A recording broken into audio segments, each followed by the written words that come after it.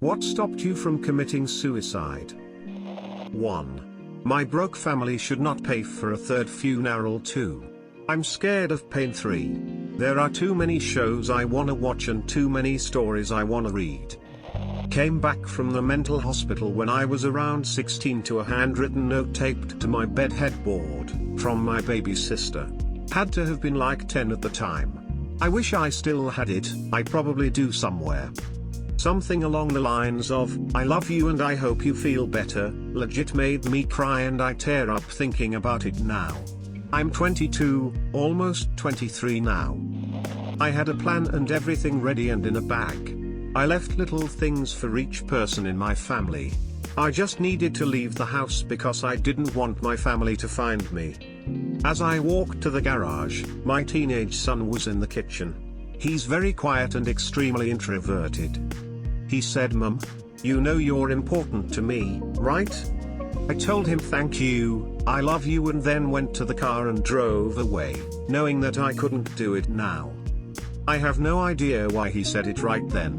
He saved my life, and any time the dark times come, I replay that moment and know I need to choose to live. Another thing. I'm always glad later I didn't. I also know I'm always going to want to again. Now I know it's going to rain, but the sun always comes back out. I'm a full-time single dad and my friends and family don't drop in often. I felt guilty that my kids had been essayed by their mother's husband. That I wasn't a good father for not recognizing something to stop it before it happened. Fear that one of my kids would find the body before someone else was the reason I couldn't do it. They needed to find strength and protection. My daughter brought home her first perfect report card that afternoon. I didn't feel like I was failing after that moment. TBH, I am lazy, and it seems like too much work. This is weird, but some years ago I was really going through it and starting to make a plan. Then a good friend I was supposed to have dinner with cancelled, and I realized I couldn't possibly kill myself for at least a week because they'd always blame themselves for cancelling dinner. They definitely would have, I know them. That got me onto a weird thought track where any time I thought about doing it I'd think, but not yet. My dad couldn't talk when I called this morning and he'll always wonder. For some reason, thinking about how devastated people would be in general didn't help, but thinking about people feeling guilty for specific things that actually had nothing to do with it stopped me. And eventually I worked through it, therapy FDW, and didn't want to anymore. But during the darkest days, that's what stayed my hand. I've never actually attempted, but the thing that made me not want to go through with it was because I was afraid that I wouldn't be successful. What if I failed and was in extreme pain? Or maybe I won't die, but I permanently injure myself to point beyond repair. I also didn't want everyone around me knowing that I attempted, and never leaving me alone about it. I also knew it wouldn't actually solve my problems. First of all, I have a brother. My mom is a single mom and my dad doesn't do shit. He's always left all of the bigger and more important things to her. One time she told me that if one of her kids ever killed themselves that she would too. I'd care if she was serious or not, but it was enough to make me not want to take the chance. I can't leave my brother with my shitty dad, it just wouldn't be fair. Also, I believe in an afterlife of some kind, but I'm not sure exactly what it is. I'm not religious and I don't believe in heaven or hell, but I do believe that my family still watches over me.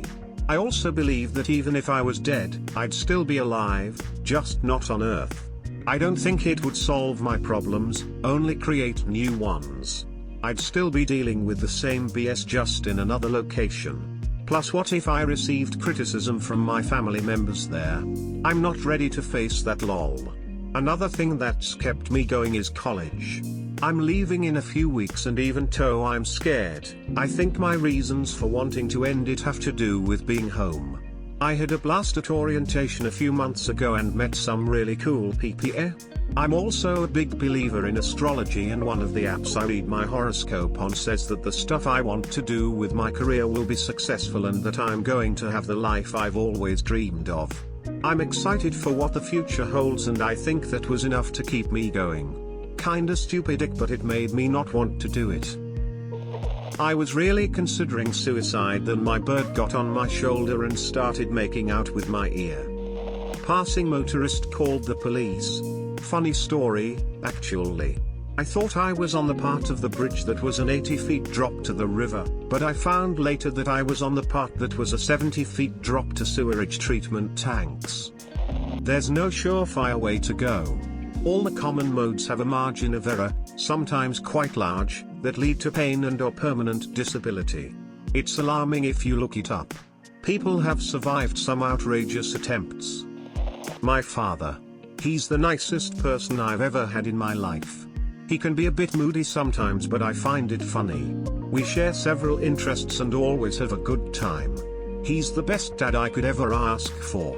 For an example, he told me to go downstairs and take my medication, and I told him I didn't want to move too much. I had been sent home because of massive period cramps earlier that day. He then came up with a glass of water, a painkiller and my medication. Gotta fucking love that guy. My faith, Catholic, and the negative impact when my uncle hung himself on my bedroom door with a coat hanger is not a memory I want for my daughter and grandchildren. An ER doctor. There was also a priest praying over me, so, if you're religious, that, too. The first time was fear. I was only in middle school, I was getting bullied pretty hard, didn't have any friends, my dad had just died and my dog went out only months later. I just didn't want to be alive anymore. I wanted these horrible things to stop happening.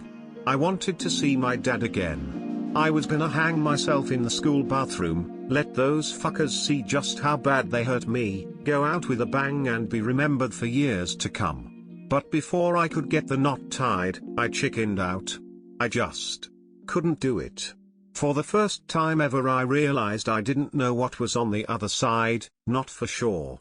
So I took the wire I was gonna wrap around my neck, stuffed it back in my bag, and just went back to class. Nobody knew about it for years. The second time was more or less a deus ex machina in the form of my oldest brother. I was cutting my wrists to shreds in the bathroom and mom didn't do anything but tell me to grow up. My oldest brother showed up, came in, and let me get out of the house for a while.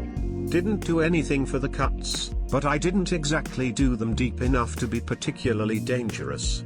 I wish this was an uplifting story about a family member pulling me out of an abusive situation, but the second he got me at his place he just gave me weed, which he sold, and proceeded to con me into buying for like a year after until I cut him off.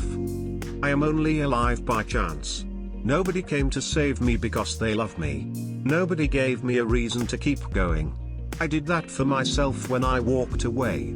I will never forget that I am still here only because I took a step back from the jaws of death before I could climb all the way in. But even through every fucked up thing that happened to me, I lived long enough to get out of the endless pit of misery and make a life for myself because I wasn't ready to die just yet.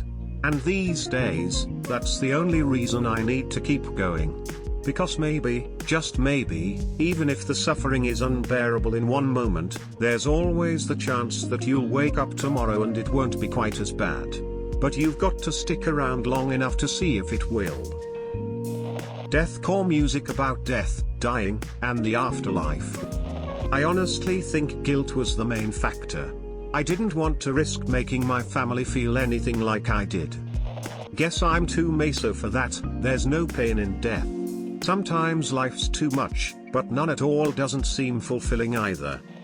I was gonna jump off a bridge but stood there going, damn, this is really high, and I didn't want to subject anyone to scraping my body off of the ground at 2 a.m. It was scary. It hurt too bad, like the worst pain I've ever experienced, and I had to stop. Other than that, it's scary to think that not much else stopped me. But I'm doing a lot better now. I think it was around last year, about December or so. I was going through a really rough breakup and my ex had been basically verbally abusing me for the last few hours and I was at my wit's end. After 4 months, I just didn't see how things could get any better. This was the third attempt, but the real one I had, where I was so close to really ending it all. Before this moment, I had brief relapses wondering what would happen if I just ended everything. But this was the first time I found myself determined. I was so frustrated, felt like the world was just against me and that I couldn't do anything right. I remember sitting with a solo cup poured with bleach, and I'd written my statement already with the cup to my mouth when one of my friends back home called me. They were really worried because I had been silent online, which as a chronic oversharer is very abnormal, and wanted to call me and see how things were. I broke down crying and told them what had been going on the past few months, and they listened to me talk for roughly 5 hours. Before this, I felt like I was burdening everyone with how I felt and that nobody really understood, but my friend proved me wrong that day. I genuinely think I would have ended it all that day, but that friend managed to stay by my side literally every single day since that winter. I don't know what I did to deserve them, but I'm really grateful that they pulled me out of that dark place. My cat. Who was going to feed him if I wasn't there? I was like 7, and my mother had lots of problems at work, but being a little kid I thought I was the problem. Home didn't feel like home, plus I didn't have friends at school and was bullied. One day I was home alone, I was doing something and wanted to grab some stuff in the kitchen. I saw a knife, grabbed it, looked at it, and pointed it to my throat. My cat came in the kitchen when I was about to stab myself. He came and rubbed his head against my leg. He gave me some kind of a reason to live, until life was better. He died 2 to 3 years ago, I miss him. Skeptical. Let's see, I have a trip to Italy in 3 days, some wedding in 2023 and friend I got to see in Ireland in 2023. So hopefully I can schedule suicide around 2024. Mean I am starting therapy for the last time.